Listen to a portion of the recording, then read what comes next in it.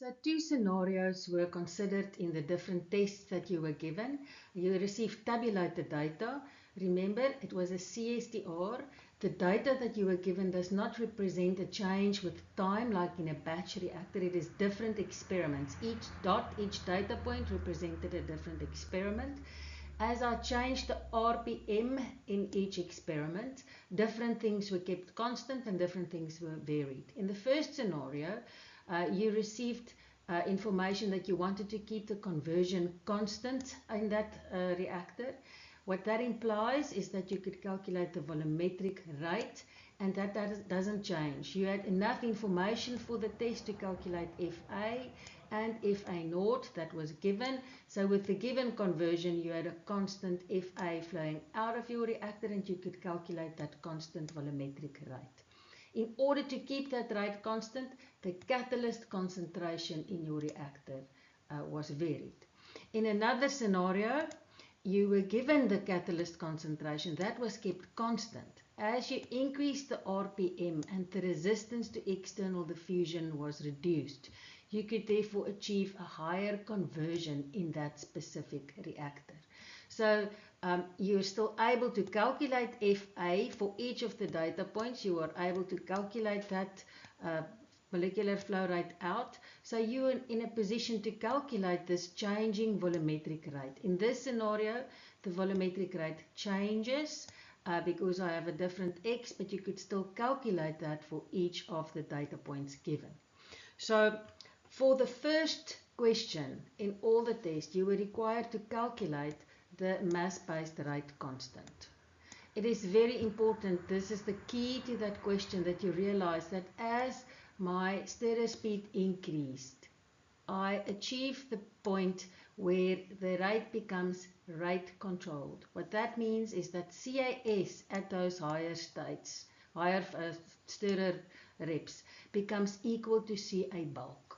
So in my mass-based rate expression, so I've got the mass-based rate expression, I multiply by CCAT in order to get it to the volumetric rate in each case. So this is my Ki, the volumetric rate constant. It is constant for this scenario, however it varies in scenario 1. Right, but in each case the key is that at this point CA surface becomes equal to CA bulk, and I could calculate that CA bulk given the 75% in scenario 1 or that given conversion there in scenario 2. Right, so that is question 1. Just some notes on each of the different scenarios. For each of these runs, in question 1 and question 2, the particle diameter was kept constant. So if I consider AM, the external surface area per kilogram catalyst, that stayed the same throughout these runs. However, if I consider the volumetric conversion coefficient, AC, in this run, it changes. In scenario 1, it changes because I have a different CCAT in each of these measuring points, whereas in this scenario, it is constant because my CCAT remained constant throughout all the experiments. Right. Then in question 2, you were asked to do some calculations on Kc or Kcam. So what you must realize, regardless of the scenario you were given, in this equation, your Ki dash is now known. That does not change with stirrer speed. Ki CCAT can change with stirrer speed depending on the scenario you were given. Right, so Ki dash is known, and I also know my bulk concentration. So at each of these different points, I know the bulk concentration here, it is constant, and here I can calculate a bulk concentration using Fa is equal to Fa naught 1 minus X, or Ca is equal to Ca naught times 1 minus X. So you have two unknowns in this equation, Kcam, and you had the surface concentration. So at the points where I haven't received that position where CAS is equal to Ca bulk, I have to use equation 1 to calculate that Ca surface. So for scenario 1, Ca surface can be calculated. I know this constant constant and I can volumetric rate, and I can calculate CA surface. Once CA surface is calculated, I can evaluate KCAM. In scenario 2, once again I'm going to use equation 1 to calculate CA surface, and here I can calculate the volumetric rate for the stirrer speeds that you were asked to consider, because you know the conversion at each point. You know your catalyst concentration stays constant and the only unknown is CA surface. Then we go back to this equation and we can calculate KCAM. And then you have to do, depending on your test, please check the memos. You have to do different things depending on the test you were required to submit. So a combined discussion on question 2 and question 3, once again, is if you step into the examiner's or the tester's mind, what I wanted you to realize is that you have these 3 main equations that's available to solve for variables or unknowns in your scenario. The first one is your mole balance, right? So in the mole balance, I could make the conversion an unknown, or it is given. You could calculate the volumetric rate then as a function of the unknown, or you were told that you have a certain conversion and then you could calculate that volumetric rate. Of course, you could prefer to calculate the mass-based rate.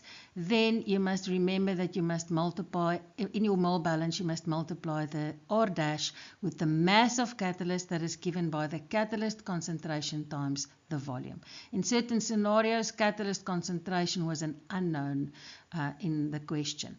Right. The second one is where you relate that volumetric rate to your intrinsic mass-based rate constant, the surface concentration squared, so that's your mass-based rate, multiplied by the catalyst concentration to give the volumetric rate. And the third equation, because we have steady state, is where your mass transfer rate in the correct basis is related to your mass-based intrinsic rate, where here it is important to use the surface concentration. Some people, out of desperation, substituted the bulk concentration into the mass-based rate equation. So if you wanted to use the volumetric rate, remember under volumetric rate conditions, the same applies. These two rates must be equal. Here my conversion factor will be AC, and I have the C cat here to convert my mass-based rate to volumetric rate. AC is AM times C cat, so important to see that the two C cats will cancel out and you are left with this mass-based rate equality in any case. Okay, so now I could introduce extra unknowns into those equations, or make certain variables unknown and certain extra parameters.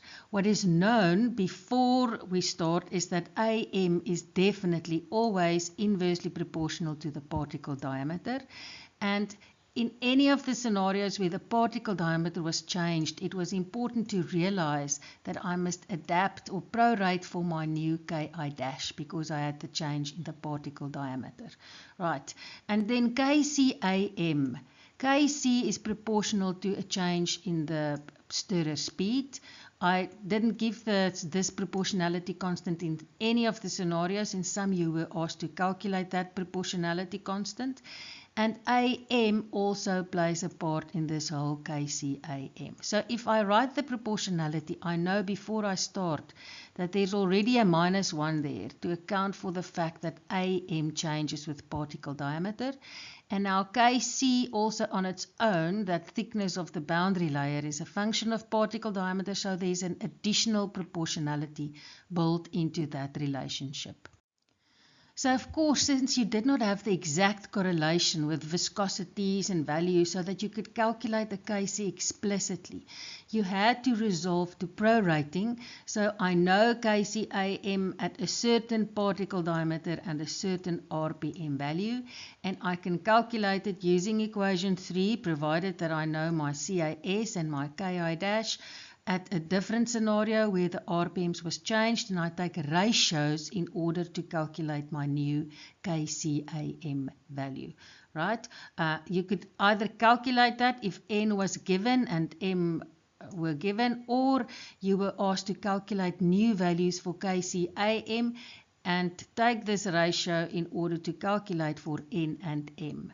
For more detail on these aspects, I refer you to the memos, and please email questions if something is still uncertain, and then we can explore it some more.